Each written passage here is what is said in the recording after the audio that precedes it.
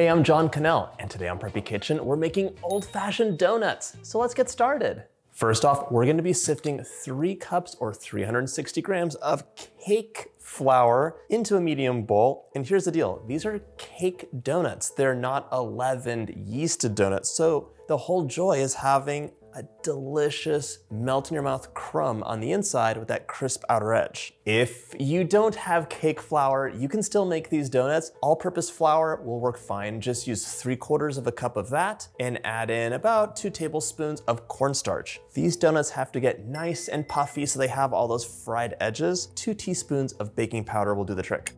Now we want 1 teaspoon of salt. This gives our donuts a little bit of contrast, and I'm using kosher salt. If you use fine grained salt, use a little bit less. It's time to sift it out. Cake flour can actually be a little bit lumpy sometimes, so it's nice to give it a sift. Now, in a large bowl, we're gonna combine our butter and sugar. The donuts themselves only need 4 tablespoons of butter. It's like 57 grams. In you go. Just make sure it's room temperature. And by the way, you can see I'm using a hand mixer for this. If you use a stand mixer, it's gonna be a little bit difficult just because there's not that much butter for it to whip up. 2/3 of a cup. It's 133 grams.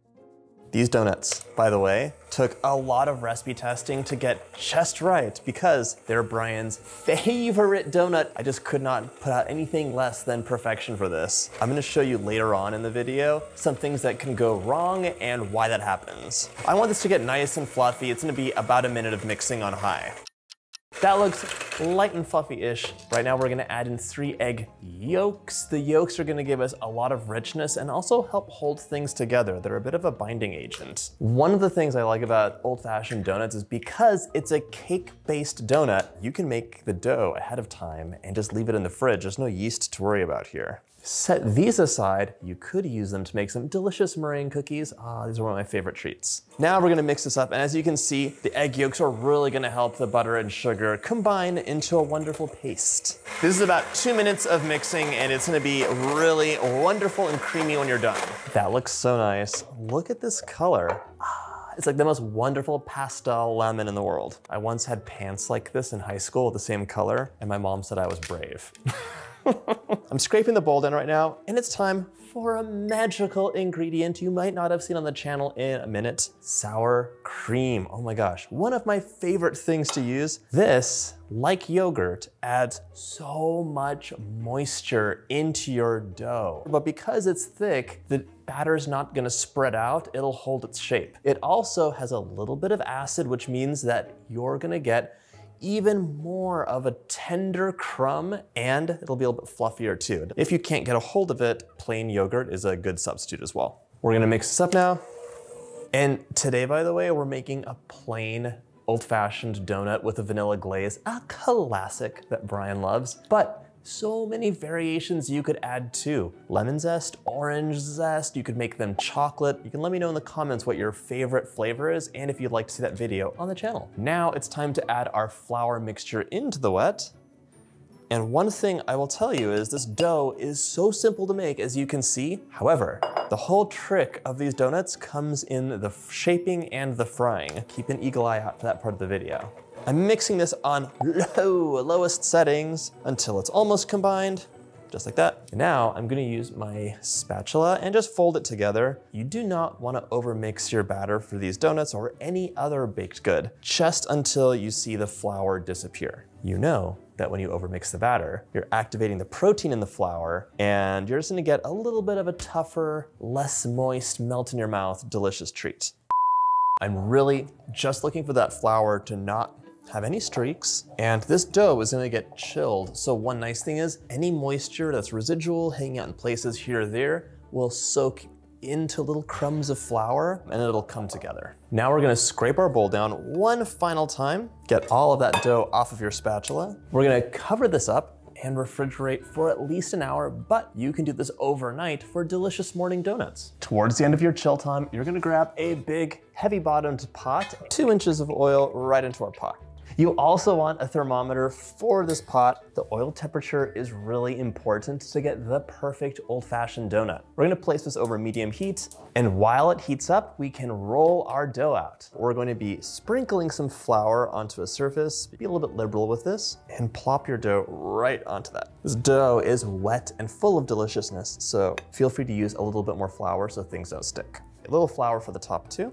Grab a rolling pin with some more flour, and we want to roll this out to be 1/2 inch. Too thick, it's too thick. Too thin, and it'll dry out, and this won't puff up enough. So you want to be a little bit precise in this step. Part of the joy of frying anything is that crisp, crunchy exterior, and the inside of anything fried is basically steamed. It's steam heat from the inside that warms it up and cooks it. So we want to have like pillowy, soft, melt in your mouth donuts. And part of that is the thickness that we roll them out to.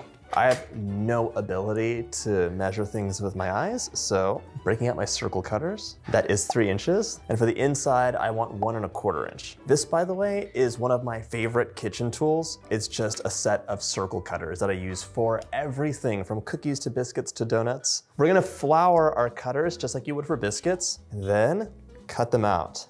Don't forget to grab a baking sheet lined with parchment paper. All right, 1 donut down. If you're wondering what my favorite donut is, which is a totally valid question, it's a cruller, but on the West Coast, we call them crullers. Don't worry about the edges looking perfect because you actually want kind of like a gnarly finish to these old-fashioned donuts. The amazingness, as Brian frequently tells me, comes from that texture, the giant groove in the middle, those split edges. And I do have a question for you, which I want you to answer in the comments. Brian tells me that on the West Coast, because this is his favorite donut, that all the donuts have like little ridges. You're gonna see what that looks like in a minute, but he doesn't see them as much here where we live. So let me know if your donuts have ridges, where you get them. Okay, we're almost through this set. In between, if they're sticking a lot, you can just run your finger along the edge of your cutter and reflour it.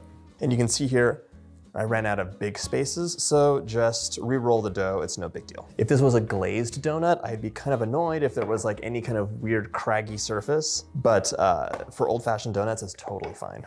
I used all my scraps, meaning there were no scraps. So we're gonna use our 1 1/4 inch cutter and just cut those centers out. By this time, your oil should be just about ready, so keep an eye on it. I was tripping, it's a 1 inch center for the middle, so cut those out.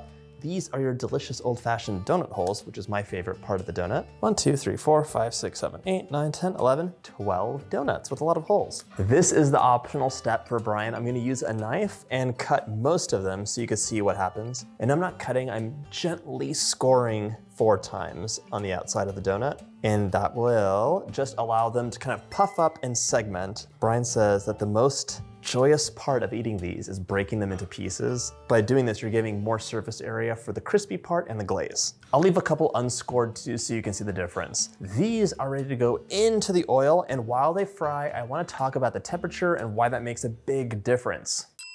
You can do this in batches of 2 or 3 if you want. Definitely do a test batch of 1 donut just to see how it comes out. I'm gonna place these in carefully with my hands, but I have a spider ready to drag them out, and this is a must-have tool for frying. These guys are frying. I'm gonna toss some of the donut holes in there as well.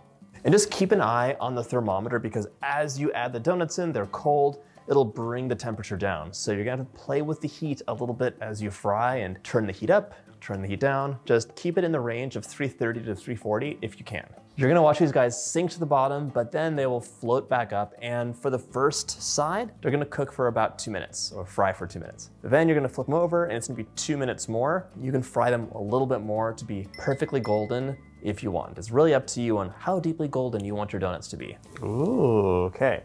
Pop those out, and we're gonna repeat this out for the rest of our donuts. So you really have to be careful about the temperature. It is so easy for the oil to get too hot or too cold. Just keep an eye on it and like really prioritize the thermometer as much as you are prioritizing watching those donuts for goldenness. For the glaze, we're adding 2.5 cups or 300 grams of powdered sugar into a bowl. You could be totally loosey-goosey with the glaze recipe here. Gonna add 5 tablespoons of water here.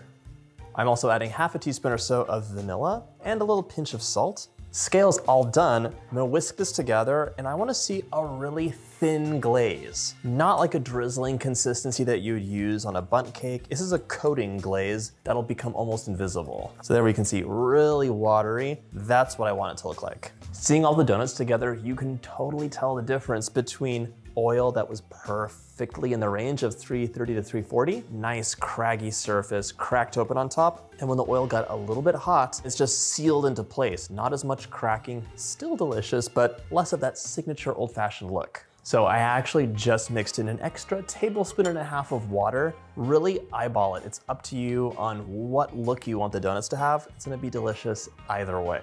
Dip them in, halfway through, you can shake off some of the excess and then just let them dry and become set. If your donuts are really hot, the glaze will kind of melt over them. These, I mean, they feel hot to me, but they're on the warm side. So you wanna have a thinner glaze that can just drizzle through and really highlight the shape of the donuts. You don't wanna cover that up.